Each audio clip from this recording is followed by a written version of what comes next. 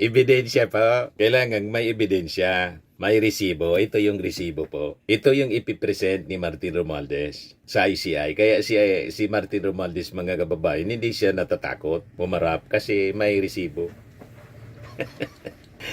At si Chis Escudero, mga kababayan, ang resibo, klarado, may pirma siya. At nakita pa, nahuli ka, mga kababayan, siyang pumunta sa Congress.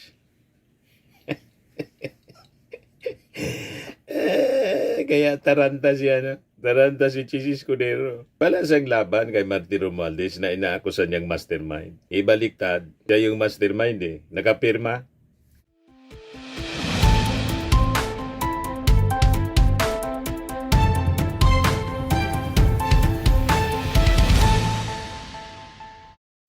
Hello po mga kababayan, si Dante Maravillas, Bicolano vlogger, broadcast journalist from Albay. Pag-usapan natin yung investigasyon po ng ICI kasi ngayong araw na to, nakatakdang humarap si Speaker Martin Romualdez po sa ICI.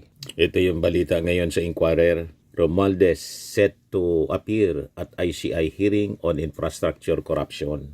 Kasama ngayon sa haharap, dumating na nga po si DBM Secretary Amina Pangandaman.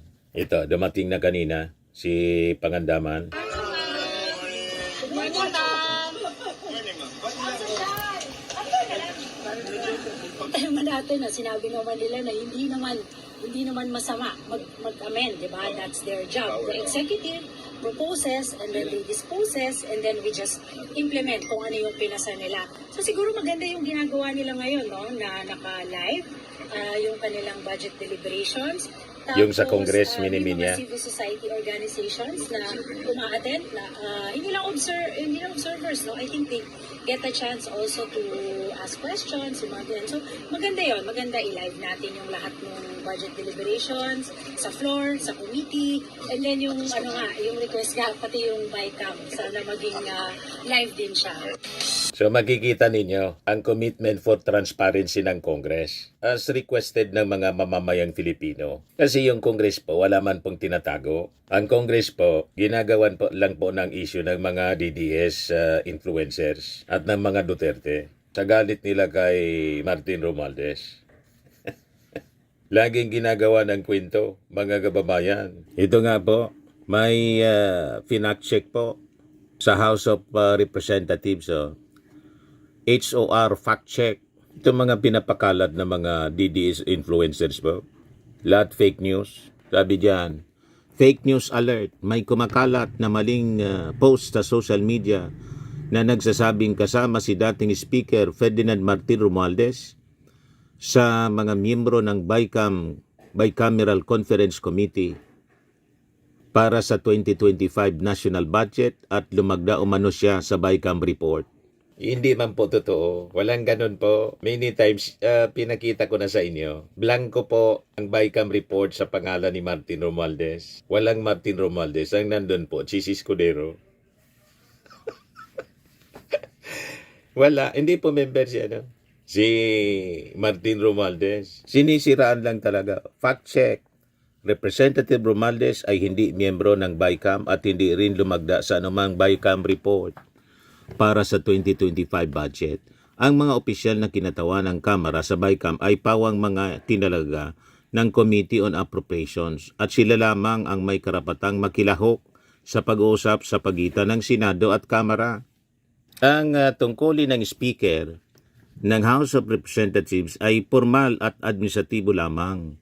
Ipasa ang aprobadong General Appropriations Bill ng Kamara sa Senado at lumagda sa Enrolled Bill.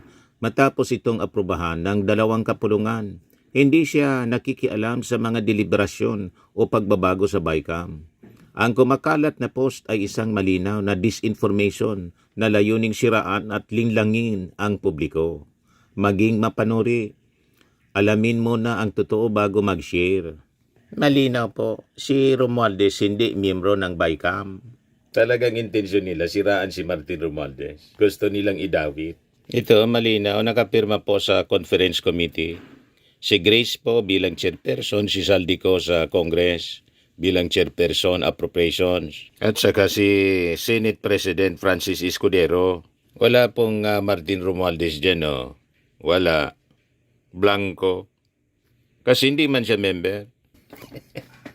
Ebidensya po. Kailangan may ebidensya. May resibo. Ito yung resibo po. Ito yung ipipresent ni Martin Romualdez sa ICI. Kaya si Martin Romualdez, mga kababayan, hindi siya natatakot pumarap kasi may resibo. At si Chis Escudero, mga kababayan, ang resibo, klarado, may pirma siya. At nakita pa, nahuli ka, mga kababayan, siyang pumunta sa Congress.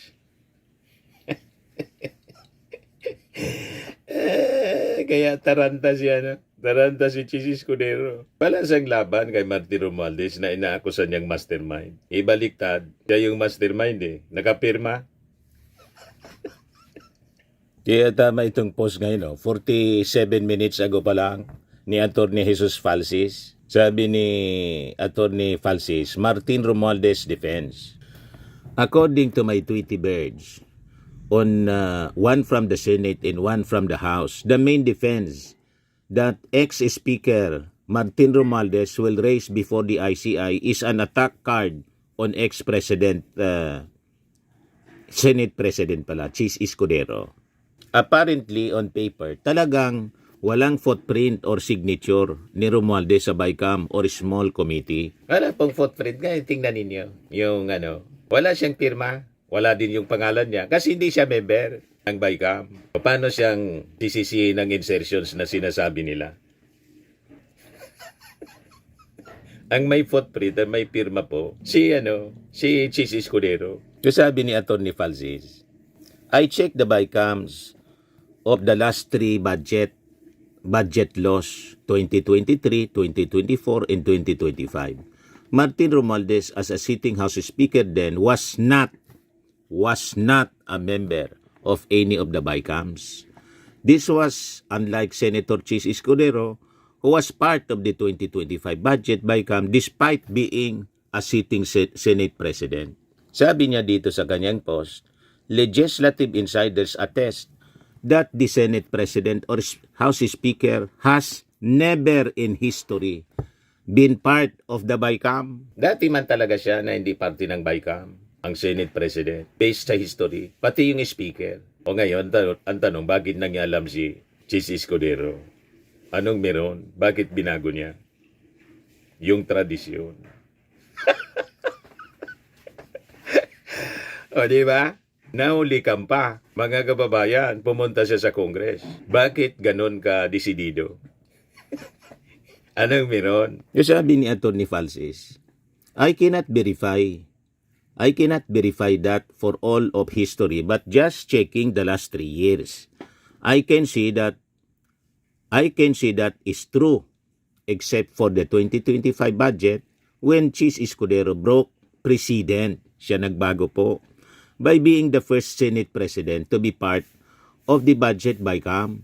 Di ba may mali siya? Gusto sigurong alam na ninyo. Kasi may plano sa 2028 presidential or vice presidential elections. Gusto makipagtandem siguro kay Sara Duterte. Kasi nang tumakbo siyang vice president, natalo. Ito na niya yung ating pagkakataon. Siyempre, kailangang mag-ipon. Di ba pa? Alam na ninyo, may gastusan. At si Chis Escudero, mga kababayan, inamin niya na tumanggap ng 30 million pesos mula sa kontraktor. And in fact, pinatawag siya ng COMELEC para magpaliwanag. At ang latest ngayon na balita, ito sa Inquirer, Escudero's lawyer seeks extension in filing affidavit before COMELEC. Yan o. With regards to the 30 million donation given to the lawmaker by a contractor asking the commission for an extension instead. Sabi dito, we receive information that the lawyer may ask for an extension if not today until Wednesday. Sabi po ni COMELEC Chair George Erwin Garcia. Nagre-ready pa ng palusot. Inamin na niya. Pagkatapos inamin din ng kontraktor si Lawrence Lubiano. Kaya nga sabi ko, si Chis dapat sampahan na ng kaso, violation ng Omnibus Election Code. And if found guilty, ang imprisonment niyan up to 6 years daw, sabi ni George Garcia. You see, inamin na. Tapos lagi niyang dinidikdik si Martin Romualdez. Siya yung may malaking problema. Pati dito sa BICAM, nakapirma siya. Hindi man dati pala na ginagawa.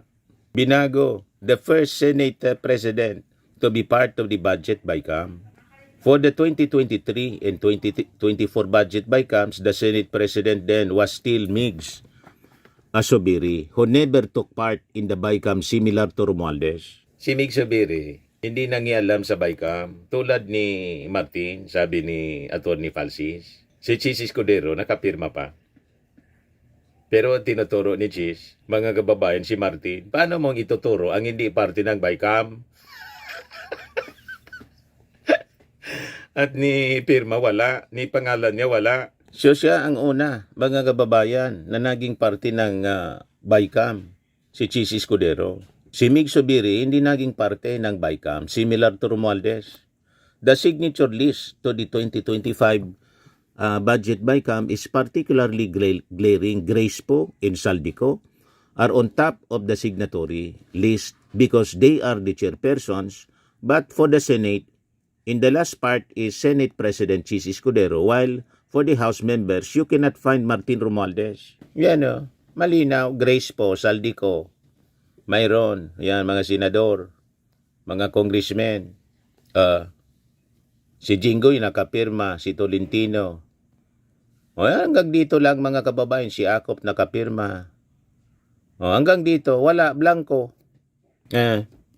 Mayroon, Senate President Chis Escudero nakapirma, si Coco hindi nakapirma.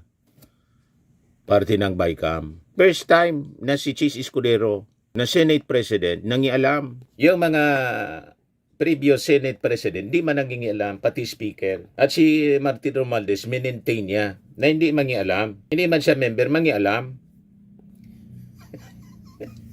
Tapos tinuturo ninyo. Di ba? Napakalinaw na paninira.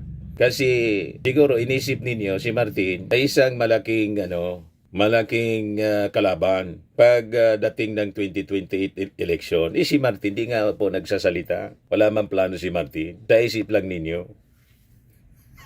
Para ako nag-joke noon na si Martin pwedeng tumakbo. Pinatulan na ninyo yung joke ko. Wala man ganong sinasabi sa amin.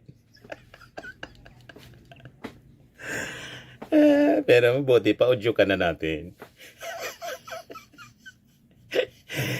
Yan kasi, silos kayo ng silos. Tapos ang pinapalabas pa ninyo, ang talagang makapangyarihan si Speaker Martin, mas makapangyarihan pa kay President Bongbong.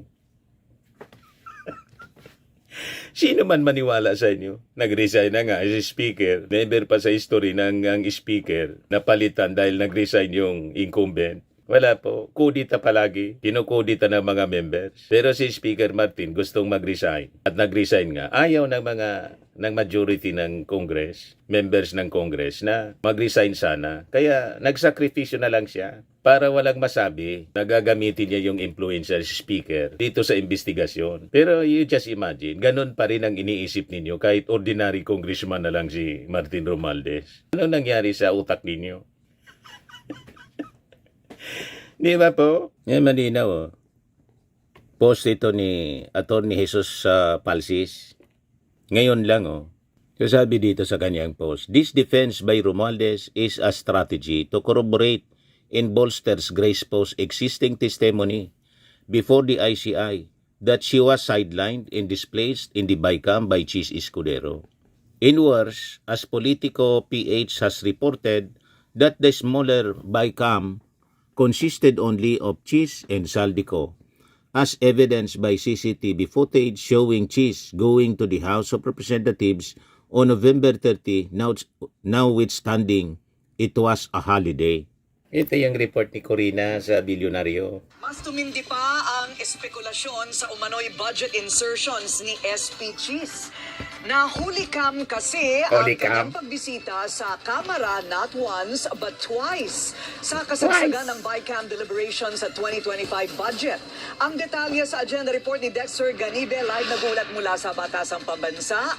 Dexter, so ano na ang latest dito sa tinaguriang ham and cheese insertions? Mukhang hindi natatagal ang ham and cheese na breakfast o merienda sa Senado. Dahil ang sunog, kahit takluban mo man ng malaking planggana, sisingaw at sisingaw pa rin ang usok nito. O, di ba? Holy cam. Hahamakin ng lahat, makamit lang ang minimiti. Isang kasabihan na naging gabay ng ilan para magtagumpay sa buhay. At tila yan din ang batayan ni Senate President Jesus Escudero noong 19th Congress sa issue ng tumataginting na 142.7 billion pesos na umano'y budget insertions sa 2025 General Appropriations Act o GAA. Sa video na nakuha ng Politico.com Holy mula cam. sa security footage ng Batasang Pambansa, makikita si SP Cheese sa North Wing hallway papasok sa tanggapan ni House Speaker Martin Romualdez. Naka-rubber shoes siya, maong pants at printed shirt. Ang oras, Mate. pasado alas 2 ng hapon. Ang petsa, November 30. Bonifacio Day. Bonifacio Day, pagkatapos, nasundan pa. Not once, but twice, mga kababayan, sabi ni Corina Sanchez sa Billionaire News. You see? Pagkatapos, ituturo ninyo si Martin Romualdez. Walang pirma si Martin at hindi member ng BICAM. Si Chis Escudero, nag-member sa BICAM. Na dapat hindi man, traditionally, yung Senate President, din Speaker, hindi man member ng BICAM. Nakapirma pa si Chis. Si Martin, walang pirma, walang pangalan. Paano kayong umubra na may resibo? Hindi mo ubrang paninira ninyo. Holiday po, November 30, na only comes si Chis. So if anyone, sabi ni Atty. Falsis, should answer for the most corrupt 2025 budget in the billions of insertions made by Chis in Saldico, Romualdez is gambling that the ICI will look more towards Chis than him. Siyempre, wala man pangalan si Romualdez. Romualdez seems to be following the saying, offense is the best defense. But hindi lang yun ang pasabog na meron si Martin Romualdez according to my Tweety Bird, sabi ni Atty. Falsis. They did not give me the details or evidence that Romualdez will show ICI. But according to my Tweety Birds, Romualdez will try to establish that Saldico is more of a Duterte lucky than a Marcos or Romualdez one.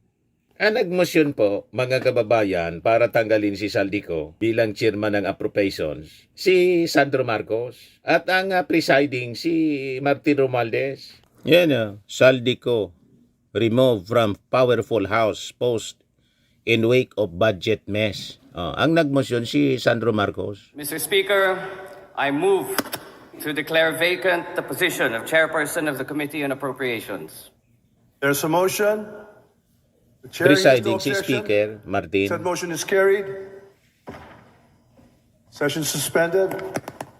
Kung kasabwat si Sandro, pagkatapos si Speaker Martin, gagawin ba yon? Ang nagmosyon yung anak mismo ng presidente. At ang presiding, yung speaker mismo. And most of the time, yung speaker po, minsan, hindi siya yung nagpipreside. Pero dito sa reorganization, motion to declare the position, Committee on Appropriations Chairman, vacant, ang nagpreside mismo si Martin Romualdez. Anong ibig sabihin nun? Di ba makahulugan, mga kababayan? Malabo yung mga propaganda ng mga DDS influencers po. Malabo ang propaganda ni Sara, ng mga Duterte. Malabo din ang propaganda, mga statement ni Chis Escudero na tinuturo niya si Martin Romualdez. Siya yung nakapirma. Yan sabi dito, mga kababayan. Romualdez will try to establish, sabi ng source ni Atty. Falsis, Romualdez will try to establish that Saldico is more of a Duterte lucky than a Marcos or Romualdez one. Allegedly starting from when Duterte attended as guest of honor at the opening of a power plant owned by Saldico in Romblon. This one, is true and it was reported by Rappler. Additionally, the Tweety Birds say Saldico was not Romualdez's choice to be appropriations chair but Estela Kimbo.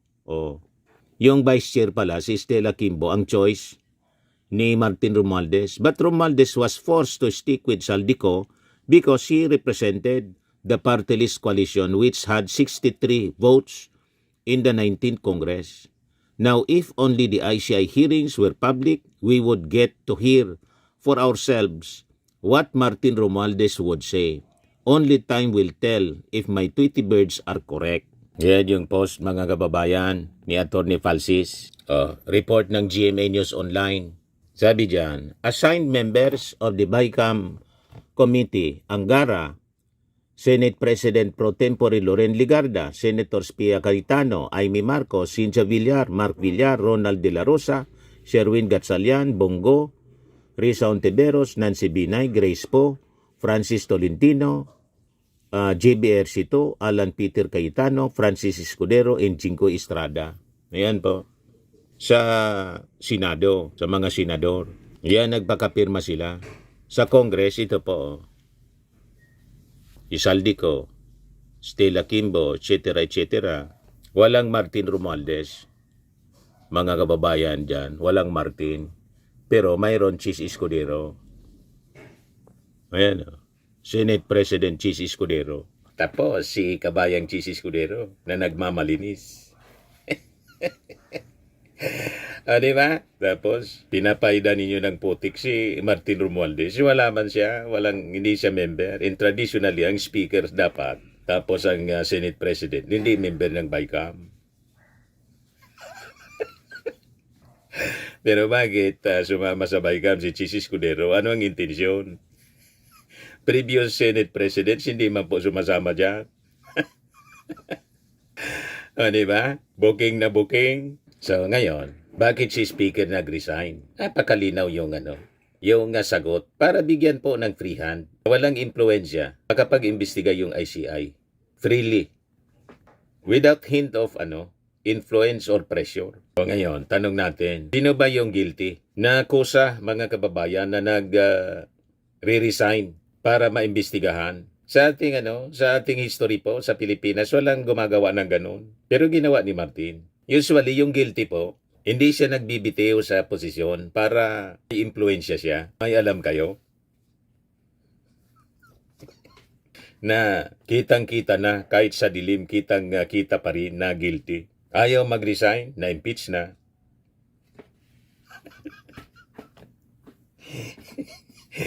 Si Martin nabanggit lang, lang direktang naglilink, name dropping lang, ni Diskaya at saka ni Gutesa. Nag-resign si Martin Romualdez. Yan ang taong may delikadesa.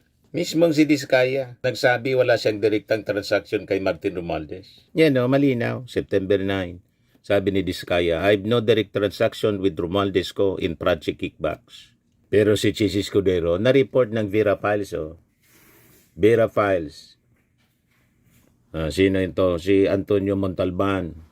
The secret in the Senate, the ghastly budget insertions of Chis Escudero.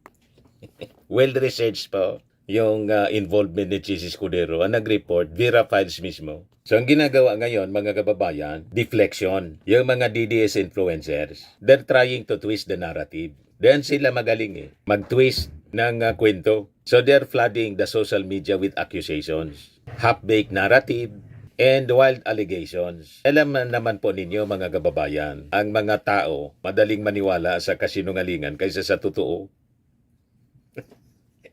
Di ba? Kasi natura sa atin yung pagiging marites. Pag chismis po, madaling kumalat. Di ba po? Kaya ito yung tinatama natin kasi flooded ang social media ng mga kasinungalingan. Kaya tayo dito, habang nagkikwento, tawa-tawa lang tayo po kasi hindi man tayo, relax lang tayo. Pag nandiyan ka sa katotohanan, dapat relax ka, hindi ka pikon. Kaya wala kayong marinig na mga masasamang salita. Kasi maniwala kayo sa hindi, sabihin namin ang totoo. Di ba? Yung ginagawa ng mga DDS, pati yung ICI, gustong siraan. Hindi daw ka panipaniwala kasi bakit hindi gawing live? Pag ginawa yan live, baga pagdating ng oras, lahat ng lumabas na kwento, baliktarin ninyo. Bakit yung husgado? Hindi live, binapaniwalaan ninyo yung desisyon. Pati yung sa impeachment na dineclare na ang konstitusyonal. Pero nirespeto namin. Di ba? Pag pabor sa inyo, okay, kahit hindi live. Pag hindi pabor, linoto. Yan ang gusto ninyong paniwalaan ng tao. Yung inappoint nga ng ating Pangulong Chairman ng ICI, dating appointee ni Digong, hindi kayo naniniwala. Yung member, si Babe Singson, appointee ni Pinoy, You see? So makikita ninyo, si Martin Romualdez, kalma lang. Hindi niya kailangan ipagsigawan ang kanyang innocence. Malinaw naman na his actions speak louder. Kasi nire-respeto niya yung proseso. Wala siyang angal nang ipatawag ng ICI. Okay niya, I'm prepared. He showed humility in transparency. Yan ang karakter, mga kababayan, ni Speaker Martin. Pareho sa ating Pangulong Bongbong. Kalma lang po. So makikita ninyo until today, wala pong credible evidence laban kay Martin. Walang dokumento, walang testimony. Yung sinasabing testimony ni Gutesa, peke yung notaryo. At nagtago na. O diba? Ayaw matanong ng DOJ. Ano yun? Kung nagsasabi ka ng totoo, bakit ayaw mo matanong ng DOJ?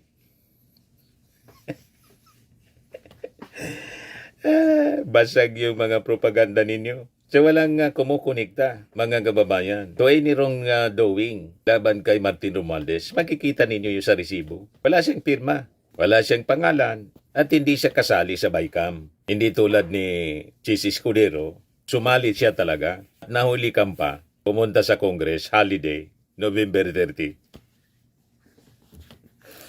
Anong sadya mo doon? So the ICI must find the truth. Hindi yung chismis, kundi ebidensya, hindi innuendos. Kasi pag ginawa yun ng ICI, objective sila. Malamang sa malamang, exonerated po si Martin Romualdez. Kasi wala man siyang ginawang kabuktutan. Sa totoo lang po, pag nandyan ka sa katotohanan, hindi mo kailangan ng troll farm. Ang kailangan lang facts. And alam naman po natin, in the end, ang facts and truth, yan po ang mangingibabaw. Facts always win, mga kababayan, sa anumang laban. Tama po. So ang malinaw, sa ating kwento, si Martin hindi member ng BICAM. Wala siyang pirma, wala din yung kanyang pangalan. Nando na pangalan, si Chis Escudero. Yan ang resibo.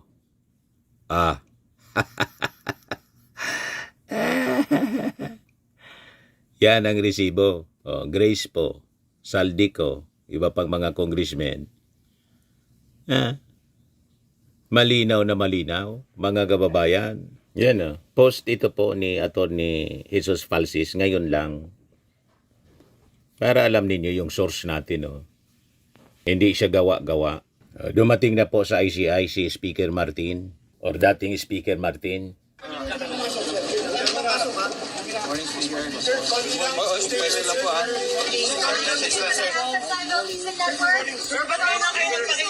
Pinagkagulan ng mga media. Nagpapasalamat ako sa ICI sa invitasyon. Ngayong araw na to, I am ready to give my personal knowledge on the budget process. And while not a member of the bicameral conference committee, I will share any and all information to help determine the truth and to give all the facts and information. I will be here to help in any way to speed up the resolution of the fact-finding and investigation for the ICI. Thank you very much. So may communication ka kay Saldico? Sir, may communication ka kay Saldico? Hindi na sinagot ni Speaker yung tanong kung may communication kay Saldico. Si Saldico hindi pa umuwi, nasa ibang bansa pa. At hindi na siya member ng Congress, nag-resign na. At yung problema ni Saldico, kayang-kaya din niya yon, bala din siya. Di ba? Sa mga naghanap ng malinis and spacious fitness gym, pumunta lang po kayo sa aming Colossal Fitness Gym. We also offer Grab Car Rental with our brand new 2023 model ng Toyota Innova.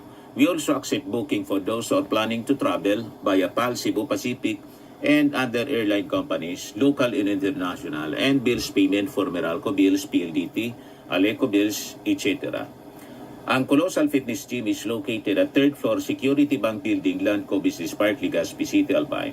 For inquiries, look for Chilon Maravillas. Contact number 0966-802-0949. Yan yung aming Innova.